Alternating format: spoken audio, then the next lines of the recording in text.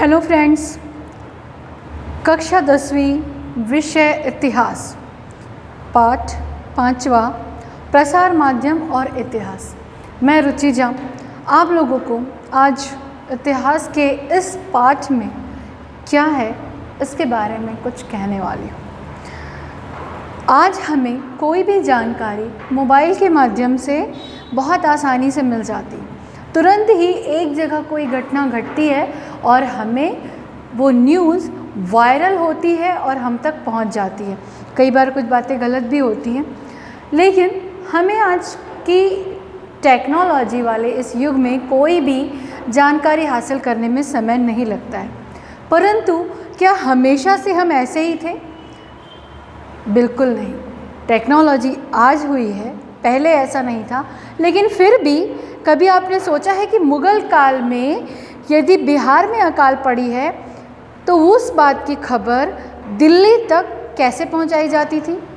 तो साथियों, उस वक्त भी खबर पहुंचती थी और उस वक्त भी इसका रिएक्शन, प्रतिक्रियाएं होती थी। तो वो कैसे होती थी? खबर पहुंचाने के लिए एक व्यक्ति से दूसरे व्यक्ति तक बातें होती थी, मुनादी पिटवाई जाती थी, जो आपने पुरानी इतिहास से संबंधित फिल्मों में देखी होगी कि एक व्यक्ति ढोल पीटते हुए कोई जानकारी, राजा के द्वारा दिया हुआ मैसेज जनता तक पहुंचाए, एक जगह इकट्ठा हो जाए और ज़ोर ज़ोर से वो आवाज़ लगाकर सबको जानकारी दे। इस प्रकार की मुनादी पिटवाई जाती थी और राजा का समाचार जनता तक पहुंचाया जाता था। और जनता का समाचार राजा तक पहुंचाने के लिए एक व्यक्ति वहां तक जाकर उनसे अपनी खबर बता दिया करता था। परंतु ये स्थिति हमेशा से ऐसी ही नहीं रही, इसमें परिवर्तन होता गया। तो ये परिवर्तन जो हुआ उसी को हम प्रसार माध्यम कहते हैं। तो प्रसार माध्यम यानी क्या? एक बात को दूसरी जगह तक पहुंचाना, ये प्रसार है। माध्यम जिस साधन के द्वारा बातों को एक स्थान से दूसरे स्थान तक, एक व्यक्ति से दूसरे व्यक्ति तक पहुंचाया जाता है, वो प्रसार माध्यम कहलाता है। तो सबसे पहले मुनादी पिटवाने जाने की बात हमने जो की, फिर हम देखते हैं कि समाचार पत्र, जिसे हम आज न्यूज़पेपर के नाम से सभी बहुत अच्छे से जानते हैं। आजकल कोविड के डर से लोगों ने न्यूज़पेपर भी लेना बंद कर दिया है और लोग मोबाइल पर ही देखते हैं। जो भी हो, उसका रूप भले ही बदला हुआ हो, लेकिन समाचार पत्र तो जानते हैं कि समाचार पत्र के माध्यम से एक न्यूज़ दूसरे तक पहुंचाई जाती है। बहुत सारी जब न्यूज़ पे डिस्कशन होता है तो आपने ये भी सुना होगा कि व्हाट्सएप की न्यूज़ पे भरोसा ना करना, पेपर में आया है क्या वो पेपर न्यूज़ है? इसका मतलब ये होता है कि पेपर में यदि बात आई है देन इट इज़ ऑथेंटिकेट, वो सही है, उस बात पर विश्वास किया जा सकता है। लेकिन व्हाट्सएप की न्यूज़ पे विश्वास नहीं किया जा सकता। तो समाचार पत्र जो होते हैं उस प्रकाशन को कहा जाता है जिसमें मुख्य रूप से समाचार, संपादकीय लेख, लोगों के विचार, विज्ञापन, मनोरंजक और अन्य पूरक पठनीय सामग्री का समावेश रहता है और नियत समय पर नियमित रूप से छपकर वितरित किया जाता है। आप देखते हैं कि समाचार डेली आता है, डेली रोज़ हम समाचार देखते हैं और हर रोज़ जो समाचार, जो घटनाएं घट रही हैं, अंतर्राष्ट्रीय, राज्य, ज़िले से संबंधित सारी बातें उसमें होती हैं, खेल से संबंधित हो, सांस्कृतिक बातों से रिलेटेड हो, हर प्रकार का जो भी ज्ञान है, जो भी समाचार है, वो हम समाचार के माध्यम से देखते हैं। उसमें समाचार या घटनाओं के अतिरिक्त भी चीज़ें होती हैं, जैसे कि जिसे हम संपादकीय लेख कहते हैं, कुछ कहानियाँ या कुछ जैविक घटनाओं से संबंधित बातें, बहुत सारे लेख, ज्योतिषी आकलन वगैरह भी वहाँ पर दिए जाते हैं। तो समाचार पत्र जो आज हम देखते हैं उसका पूर्व में रूप कैसा था? इजिप्त में ईसा पूर्व कालखंड में सरकारी आदेशों के उकेरे हुए शिलालेख सार्वजनिक स्थानों पर लगा रखते थे। प्राचीन रोमन साम्राज्य में सरकारी आदेश कागज पर लिखकर वे कागज अलग अलग प्रांतों में वितरित किए जाते हैं। इसमें देश और राजनीति में घटित घटनाओं की जानकारी का समावेश रहता था। जूलियस सीजर के आधिपत्य में एक्टा डायरना, डेली एक्ट, प्रतिदिन की घटनाएं नामक समाचार पत्र रोम में सार्वजनिक स्थानों पर लगाए जाते थे। सरकारी निवेदनों, ज्ञापनों को लोगों तक पहुंचाने का वह एक प्रभावी माध्यम था। बच्चों, जैसे आप अपनी स्कूल कॉलेज में नोटिस बोर्ड देखते हैं कि नोटिस बोर्ड में कुछ बातें लिख दी जाती हैं, तो स्कूल में एंट्री करने वाला कोई भी विद्यार्थी उस चीज़ को पढ़कर, उस बात को पढ़कर नोटिस को जान लेता है कि कौन सी कंपटीशन होने वाली है, क्या टाइम टेबल है, क्या बातें, वो चीज़ें वहाँ से पता चलती है। उसी प्रकार से पहले रोमन में, इजिप्ट में ईसा पूर्व कालखंड में सरकारी आदेशों को पत्थरों में उकेर कर शिलालेख के रूप में रख दिया जाता था, और प्राचीन रोमन में एक सार्वजनिक स्थान जहाँ पर लोग आते जाते हैं वहाँ पर कागज़ में लिखकर उसे अटैच कर दिया जाता था। इस प्रकार से समाचार जो हैं वो दूसरों तक पहुँचाए जाते थे। 7वीं शताब्दी में चीन में सरकारी निवेदनों ज्ञापनों को सार्वजनिक स्थानों पर बांटा जाता था। इंग्लैंड में युद्धों अथवा महत्वपूर्ण घटनाओं के पर्चे बीच बीच में वितरित किए जाते थे। जिस तरह आज हम देखते हैं कहीं एग्जीबिशन या प्रदर्शनी के पॉम्पलेट्स बंटते हैं, उस प्रकार से वहाँ पर इंग्लैंड में कोई युद्ध हो रहा है या उस शासन से संबंधित कोई जानकारी देनी हो तो उसके पर्चे बांट दिए जाते थे। धर्मशालाओं, सरायों में रुकने वाले यात्री और घुमक्कड़ वहाँ के स्थानीय लोगों को दूर के समाचार चटपटे बनाकर बताया करते थे। राजाओं के प्रतिनिधि विभिन्न स्थानों पर हुआ करते थे, वे ताज़ा समाचार दरबार में भेजा करते थे। अर्थात एक खबरी जिसे हम कह सकते हैं कि राजा तक खबर पहुंचाने के लिए एक व्यक्ति हर जगह है और वो वहाँ की बात राजा तक पहुंचा दिया करता था। और धर्मशाला वगैरह के लोगों के पास में वो चीज़ें, वो पर्चे पहुंच जाते थे, वो उन्हें पढ़ते और उनके पास आने जाने वाले लोगों को सारी बातें बता दिया करते थे। भारत में समाचार पत्र कैसे प्रारंभ हुए? आज का जो टाइप्ड समाचार पत्र है, न्यूज़पेपर है, वो कैसे हुआ?